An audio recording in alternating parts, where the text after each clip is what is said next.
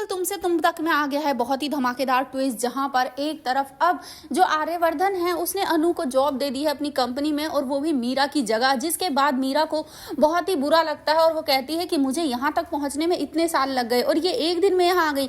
चिंता मत करो, इसे ऐसा गिराऊंगी ना कि दोबारा इधर पलट कर भी नहीं देखेगी। जी हाँ, सीरियल बहुत ही इंटरेस्टिंग होता जा रहा है, जहाँ एक तरफ आर्यवर्धन को अनु बहुत ही ज्यादा पसंद आती जा रही है, तो यहाँ पर आज जब उसके रिश्ते वाले घर पर आए होते हैं तो वो अनु को काफी उल्टा सीधा सुना रहे होते हैं। जिसके बाद अब यहाँ पर आर्यवर्धन भी पहुंचा होता है उसे थैंक यू बोलने के लिए, क्योंकि आज उसकी कंपनी ने 20 साल का रिकॉर्ड ब्रेक किया होता है सिर्फ अनु के उस सुझाव की वजह से, 2 रुपए वाले।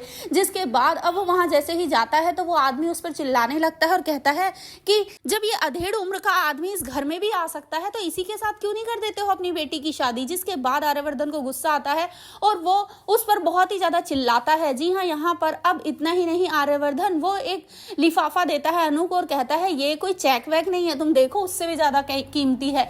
जैसे ही उसे खोलने वाली होती है यहाँ अब अनु, तभी वो आदमी फिर से बोल पड़ता है हाँ हाँ लव लेटर ही होगा, खोलो खोलो। जिसके बाद जैसे ही वो उसे खोलती है उसमें होता है अपॉइंटमेंट लेटर। जी हाँ, उसे जॉब मिल गई है। जिसके बाद वो बहुत ही ज्यादा खुश हो जाती है और सबको गले से लगाती है। यहाँ उसके बाबा भी बहुत खुश हो जाते हैं और जैसे ही वो आदमी फिर से बोलने वाला होता है उसे चुप कर देते हैं। यहाँ पर आर्यवर्धन वो बाबा को रोक लेता है और खुद सुनाता है फिर उस अंकल को। और इतना ही नहीं, यहाँ अनु बहुत ज्यादा खुश है कि फाइनली उसकी जॉब लग गई है।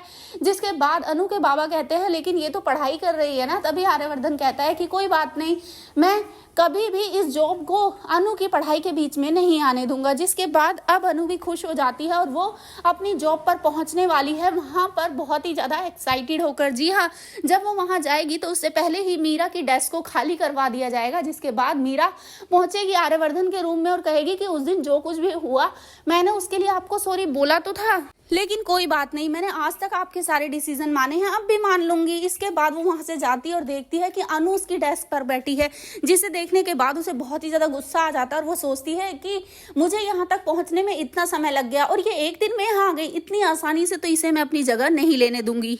ये लड़की इस कंपनी में आई जरूर है लेकिन ज्यादा दिनों तक मैं इसे टिकने नहीं दूंगी, क्योंकि अब ये मेरा वो रूप देखेगी जो आज तक किसी ने नहीं देखा है। जिसके बाद अनु तो बहुत ही ज्यादा खुश है कि फाइनली वो अपनी लाइफ में आगे बढ़ रही है। लेकिन यहाँ पर वो रिश्ते वाले अंकल वापस तो चले गए थे, लेकिन वो दोबारा से आके माफी मांग के फिर से अनु का हाथ मांग लेते हैं। तो क्या बाबा अब हाँ कर देंगे या फिर नहीं, ये देखना बहुत इंटरेस्टिंग होने वाला है। क्या सच में अनु की शादी उन्हीं के लड़के से होगी या फिर होगी यहाँ आर्यवर्धन से?